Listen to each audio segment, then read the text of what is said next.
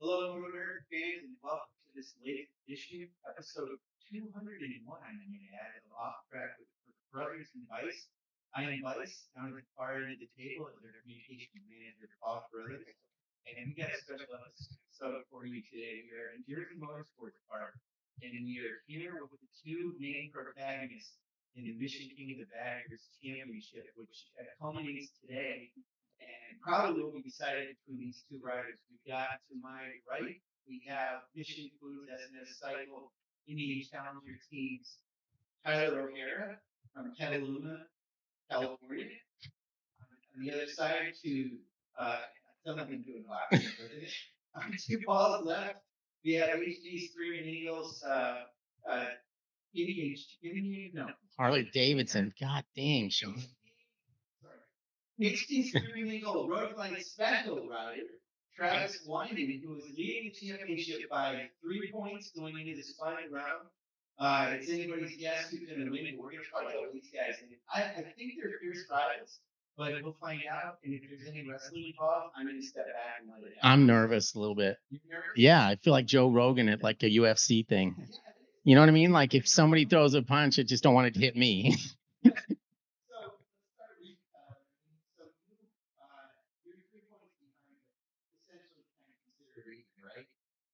Going in, and do you have a plan in mind for what you're going to do? Just lead every session and win every few minutes of races and the challenge, do whatever you need to do.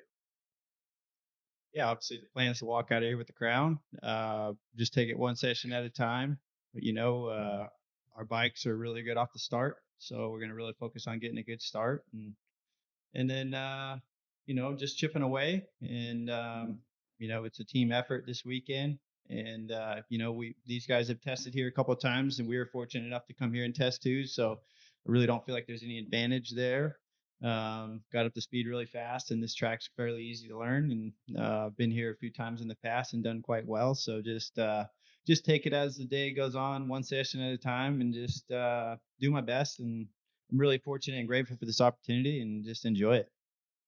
So Travis, for the fans and for us, obviously 3 points ahead it's cool for us, but are you happy with the way that is? Would you rather have points to prior to this, have a bigger lead, or do you think this sets up pretty nicely for you to be free ahead and see what happens? The 3 points really doesn't matter at this stage because it's really whoever beats who. I think there's really one scenario where we could essentially tie in points. I do think it would have been more exciting for the fans to have Kyle in the championship fight too, but I think it'll be exciting for the fans, good for me and Tyler, and I'm sure it'll make for some good racing.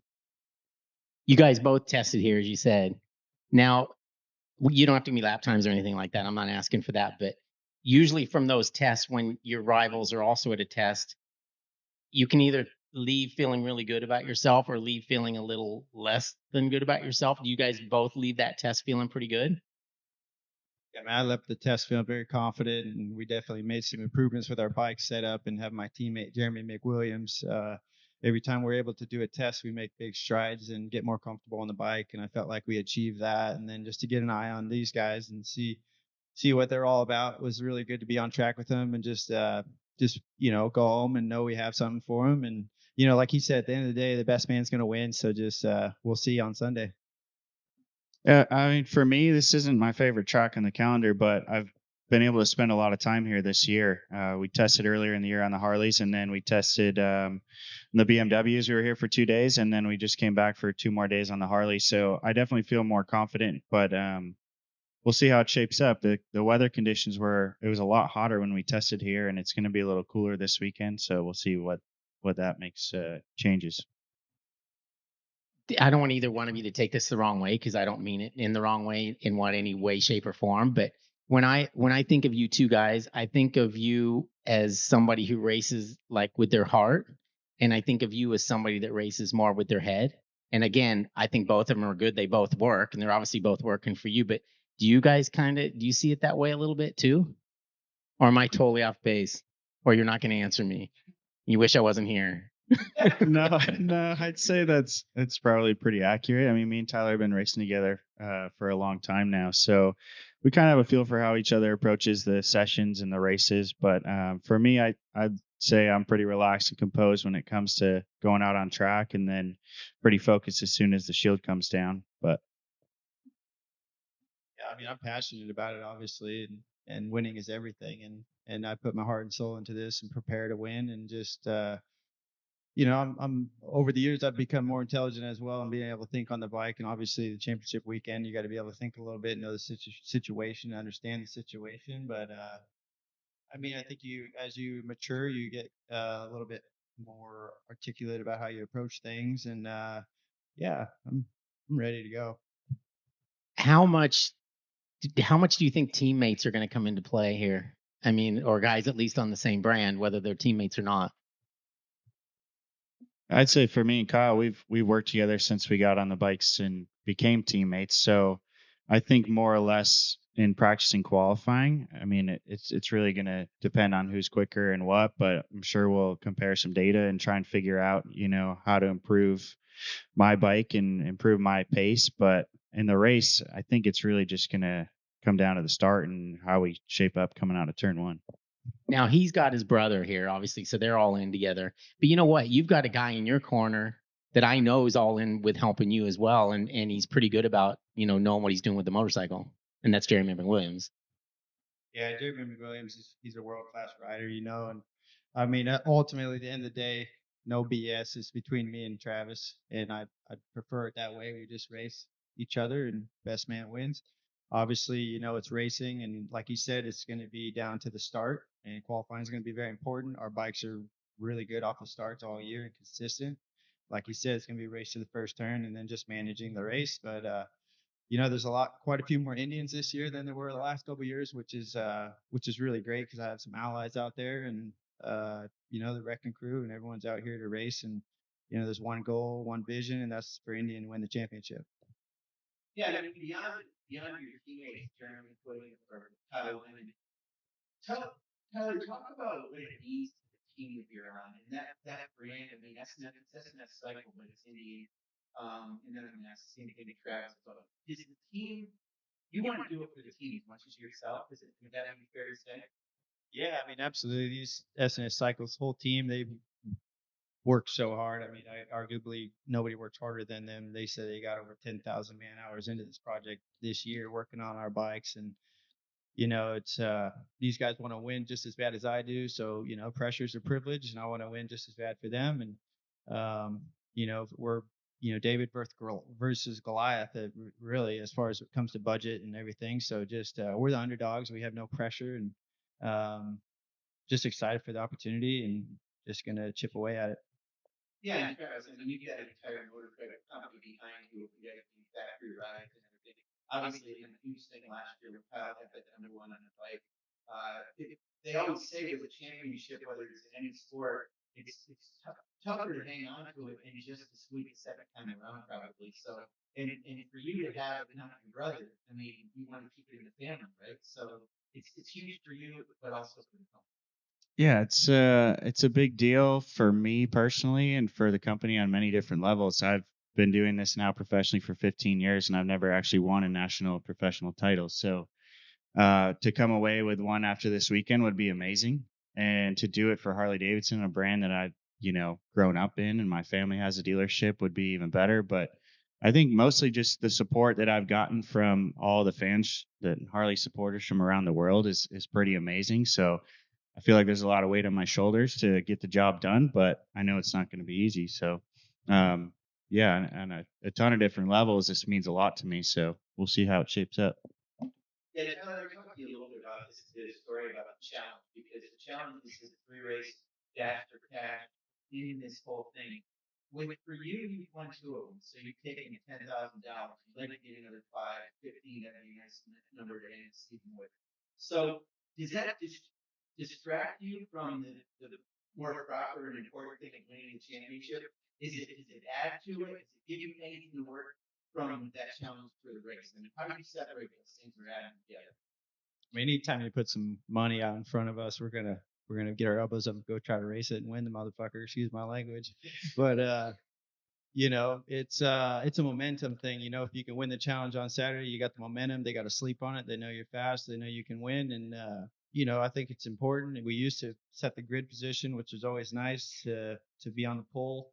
And the difference between qualifying and practice is that qualifying is lap time and racing is position. So I'm a racer, and anytime there's a race, I'm excited about the opportunity, and I love to race. And like I said, I'm just so grateful and for this opportunity to be out here racing for Indian Motorcycle, S&S Cycles, and our partners, Medallia, Mission Foods, everybody, and my whole team, and the fans, everyone that supports us. It's just, I'm enjoying it.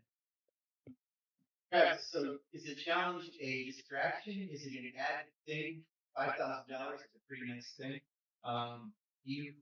You focus on that when it's ready to happen and then get that out of the way and go to the race, or are you thinking more about the race than the challenge at all? I think at the beginning of the season, my focus was on the challenge because, 7 rounds, 6 challenge races, there's a lot of money up for grabs. But I haven't really had the best luck in the challenge races so far. And it actually kept me from getting pole at, I think, Daytona. And so for me, I think it's more important this weekend to just kind of get a shakedown for the start and how turn 1's going to look. And it's basically like a setup for the big dance on Sunday. So for me, the focus is on the championship.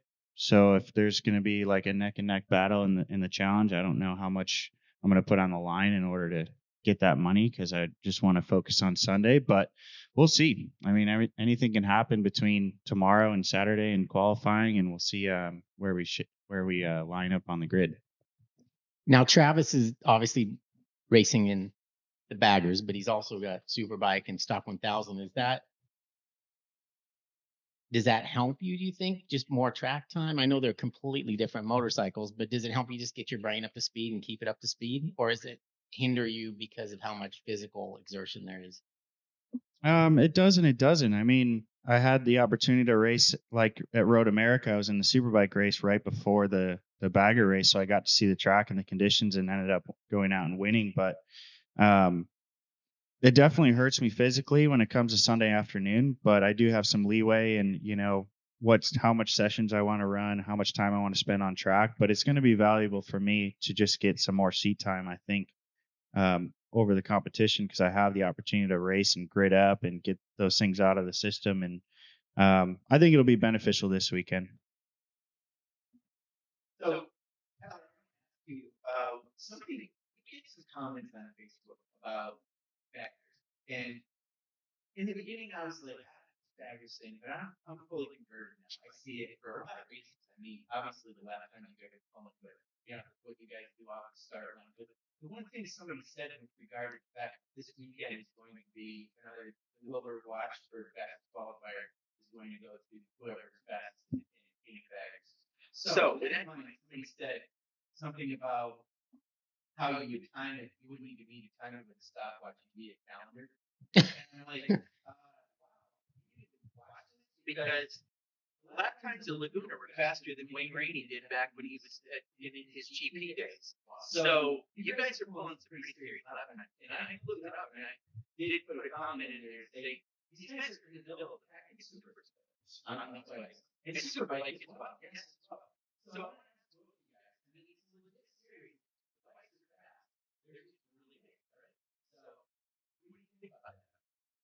I think they've never been to the racetrack and see it in person. I mean, I think you get a totally different perspective when you see these motorcycles in person, the sound of them, how fast we're going. We're 4 seconds, 5 seconds off of Superbike, basically every track we go to. I mean, we're defying physics. We're defying odds. There's no limits with these motorcycles. Every time we go out, we're going faster. We got this great rivalry, so every time we're going out, pushing each other. We're riding them at the limits now, as you can see it by VIR. We're starting to toss them down the road because we're all riding them at the limits. When we first started riding them on DOT tires, it was more about just don't override the tire and don't make any mistakes and just let the race come to you. Now we're full on sprint from the first session out, and so you got to be really mentally focused and try not to make any mental mistakes and be on. They make you focus. So I would just say come out to the races and come see for yourself because we're going properly fast. Yeah, so Travis, I mean, you ride an M1000 RR BMW, a Stock 1000 and Superbike. So that's fast bike, high horsepower. it's obviously faster than the bagger, but still, I mean, you're doing some pretty fast laps on the bagger. How do you feel about this? It's still unbelievable to me because I have a direct comparison. I get off a basically super bike and then jump on a bagger, and I'm within 3 seconds of my lap time on the other. It kind of makes me feel slow on the BMW, but then it makes me feel incredibly fast on the bagger. It's I read some of those comments sometimes, and it really just kind of pisses me off. Really, it's like Tyler said, come out to the races, see what it's all about, and I can't really understand the perspective that they have negatively towards the Bagger Series. It's a great championship between two American-made motorcycles, and the racing's great. The lap times are incredible. The speeds we're going are insane. And I love all forms of racing, so I can't really understand the perspectives some people have on it.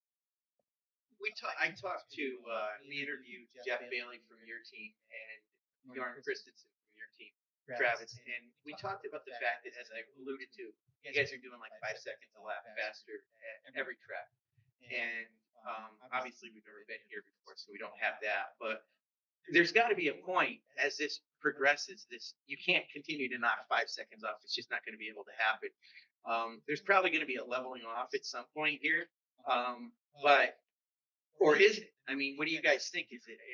Are you amazed at how much faster you're going this year than last year? Like I said, I don't put any limits on as fast or any lap times on these bikes where we're at and where we started. You might have an idea how fast you think you're gonna go, and you go there and 3 seconds lap faster in the first session. The progression of the tires going from BOTs to slicks, the development of these motorcycles. It's really a development race at this point.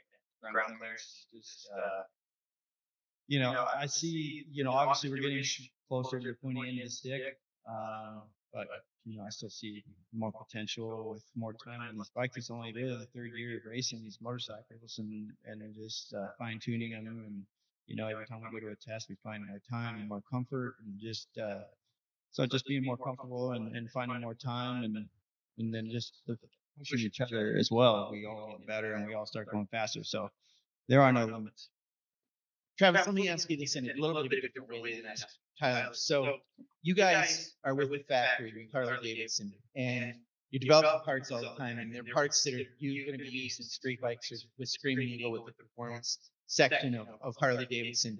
But for the other teams that are on Harleys or the teams that are on Indian who may not be S&S and aren't Harley-Davidson factory or HD Screamin Eagle, how do you feel? Do you think it should reach the point where it's going to be a little more leveled off to try to bring those guys a little bit closer to the front? Or do you just like it the way it is right now and just like all out and try to, extend the performance envelope as much as you can? No, I mean, when we're pushing lap times within a few seconds of a fully built super bike, at some point there, we're going to level off. And, obviously the relationship with Harley-Davidson and Indian, and both want to beat each other. Pace is elevated like crazy, and the development keeps stepping up. But I think at some point, those steps are going to get smaller. And I definitely don't want them to just keep exceeding, any sort of limits where the privateer rider can't be competitive like you see, in some superbike series. But I would say, what Harley-Davidson's doing by allowing, the privateer teams to purchase a lot of the parts that we develop for our bikes is a good thing. A lot of our parts are going to the Vance and Hines team, which is like a sister team to ours, and they've seen some big improvements in their program. And I'm not sure what these guys are doing with the other riders on Indians as well, but I'm sure it's helping those guys as well, because we're seeing as the season goes on, we're having more guys closer to the front. So I think at some point, we're going to have to reach a ceiling. But, at the same time, it's been really fun to be a part of the development of these bikes, and to go from one year to the next and be going 5-6 seconds faster is unbelievable. I don't have much more race-wise, but I think we should talk about them. They both have really good careers away from racing. They obviously both still like money. I mean, they both want to win that challenge, and they're both doing this they have a passion for racing. But we can start with you, Travis. Tell us a little bit about your other job. So last year was pretty busy for me. I was working 5 different jobs and running my own racing team. And working all in motorsports, essentially teaching in different car schools and the California Superbike School. This year, I've cut back a lot of that racing for the Tyler's BMW team and racing for Factory Harley. I haven't had to put as much money into my programs this year as I have in the past, so I haven't had to work as much. So it's been nice because I've had more time to train and more time to test with the teams. But this fall, I'll get back into the car coaching again and into the motorcycle coaching. But this year, my focus has been on this championship, and I think it's paid off because we're in a good place going into the last race. Okay, Tyler, yours has nothing to do with motorsports, but from what I've seen and heard, it's a really successful business. Well, tell us what you do and tell us how that, does the racing help that, or is your mindset, or, I mean, you're obviously a driven person, so are you driven in business as well? Yeah, it's business is like racing. It's competition and beating your rivals and evolving and adapting to the, whatever your niche is. And like racing baggers, this is my niche, racing big, heavy motorcycles. Me and my wife fixed up a barn on the property in 2013, and we started a wedding and events venue. And it's organically grown into a full-time gig. Primarily our clientele is from the East Coast and, a lot of tech, Teslas, and just very high-end establishment. And we've kind of evolved to that peer of high-end events and weddings. And it's evolved, and we've gone step by step at it. So, we're doing 25, 30 events a year. It's called Olympia's Valley Estate.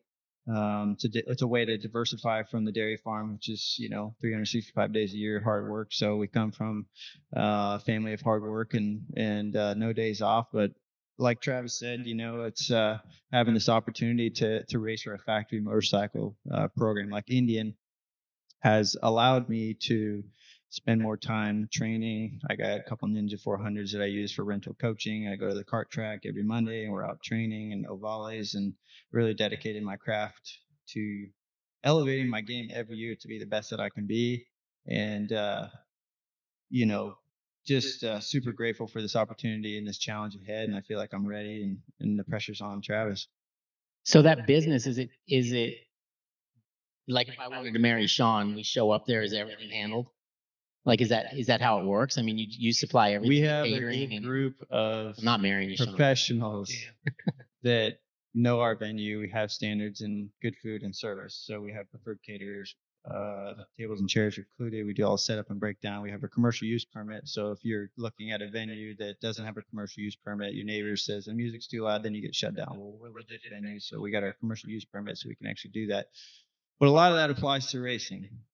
Professionals on and off the track, and we take it very seriously, and it's a first-class establishment, and just we're professionals.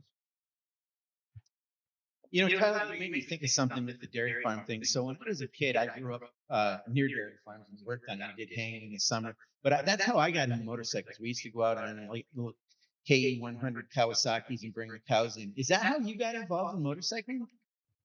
Not so much. Yeah. But it's a way to get around the property for sure, and run around and check fence or bring the cows in, or just go cow trailing, which is one of my favorite things to do. Right.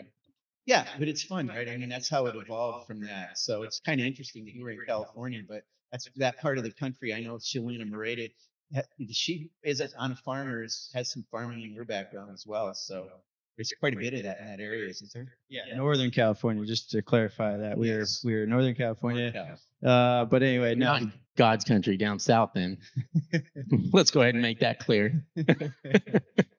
No, it's just everyone's got a perspective of California. But we live in Northern California. There's a lot of dairy farms and agriculture and hardworking people, and just humble beginnings, and just surrounded by hard work, and take it seriously.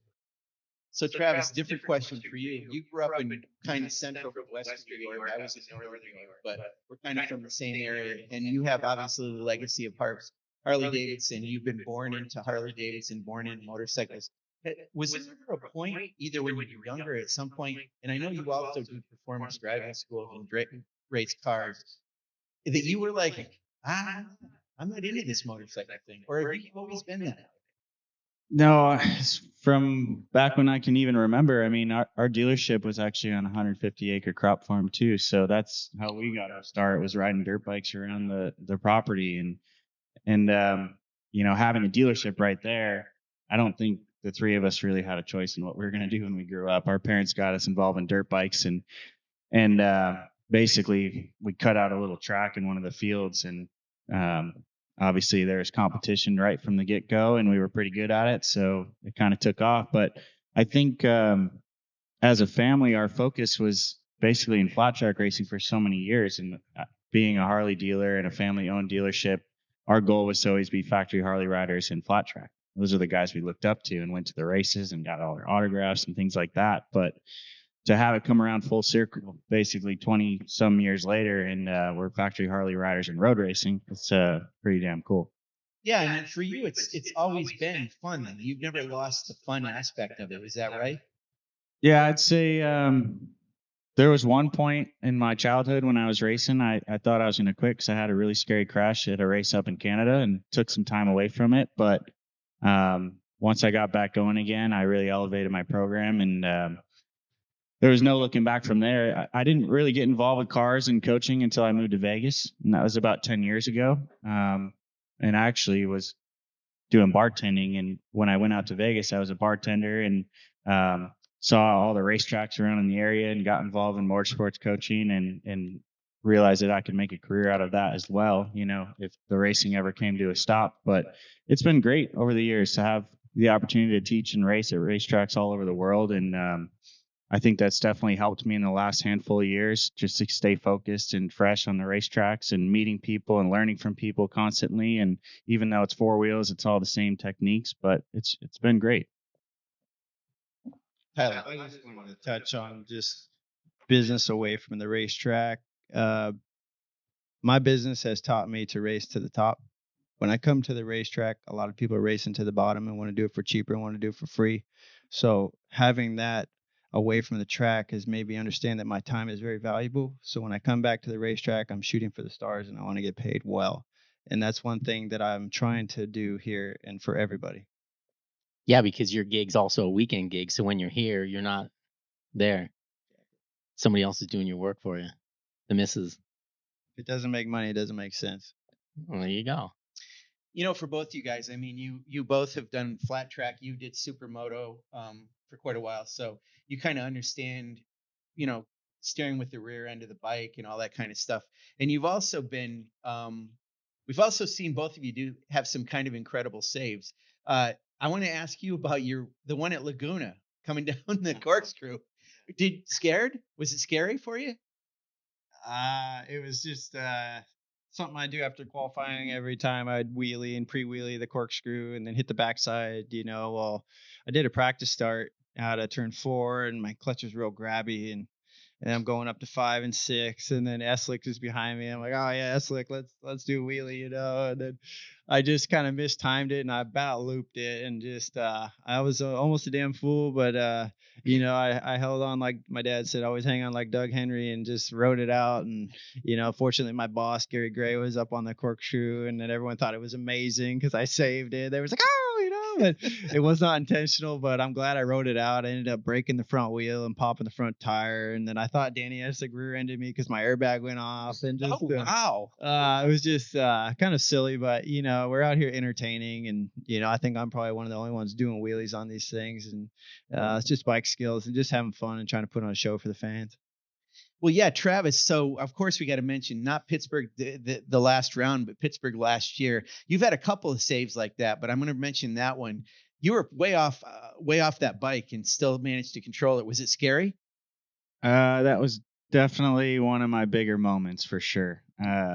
That corner, and it doesn't really suit my riding style, but I learned this year to navigate it probably 140, 150 times in laps that I made around there that weekend. But yeah, that was a big one. And thankfully I haven't had, too many hairy moments on the Harleys this year. They're pretty stable motorcycles, so hopefully we can keep it that way. That was the start of his opera singing career, I think, too. Didn't you get a little bit hurt in that, though? Didn't you pull your muscle or something in your leg? I tore my calf muscle. Tore it, yeah, not just. Well, that was tough. tore it. So, and Tyler, you didn't have anything happen in your corkscrew moment. Just No, just don't do that again because we don't have any more wheels. Is what's Right, my the wheel. my talk. Yeah. yeah. They always worry about flattening the steering bearings. I've never heard of breaking a wheel coming down, but that's a lot of weight. So, I mean, guys, this is set up for the big thing happening. We've got the challenge to start with. Go for that $5,000, but certainly the race with you guys, 3 points separating you. And who knows if one of you are going to win? It may not be either of you, but somebody's going to end up with the championship this weekend. It's the final race of the year. And I think Kyle's got a somewhat of a mathematical chance, right, Paul? These guys both two have would have to not do good things. right. Very, very not good things. So, we want to wish you the best of luck to both of you. I think it's awesome that it's Indian versus Harley-Davidson, and both teams are huge rivals, storied brands over the years. And, we've got a huge record crowd this weekend coming out to see this. So I think people are going to be paying attention to what's going on. It's not just about Medallia Superbike, but it's you guys in the spotlight this weekend. So really, thanks for joining us. I mean, an arm wrestling match, anything? Are we going to Indian leg wrestling? Nothing, huh? You Maybe just gonna later at the pub. Okay. All right. No, I just want to say I have the utmost respect for Tyler and what he does, and we're both professionals at this. But there is a rivalry at stake and a championship at stake as well. So it's going to make an exciting race for the fans for sure. Yeah, we can't wait to see it. And I was a little leery of the whole baggers thing when it started because I'm kind of a purist, and I've, it's proven me wrong because I think I think the championship has obviously come down to, like we said, 3 points. We've got a record-setting crowd, the amount of pre-ticket sales that we've had for this event, and that has to have something to do with King of the Baggers. So, congrats to these guys for helping us build this series to the point that it has, and I hope we can make sure we make all the right steps so that the longevity of the class continues and we keep seeing good things. Because obviously there's more people that like it than don't like it, and that's really all that matters. Yeah, one thing I just thought of and want to add. So we all know that Medallia Superbike is the premier class in our series for sure. But I do want to say this weekend for this final round of the Mission King of the Baggers Championship, Superbike is the undercard on Sunday at 2:00. These guys are racing at 3, and it's going to be live on FS2. So it's not taped. You're going to be able to watch it as it happens on FS2. So make sure you tune in. And that's actually a 2-hour block. So you're going to be able to watch Superbike at 2:00 and then the big show with these guys at 3:00, FS2 on Sunday from New Jersey Motorsports Park. Thanks for joining us, guys. Yeah, good luck, boys. Yeah. Thank you.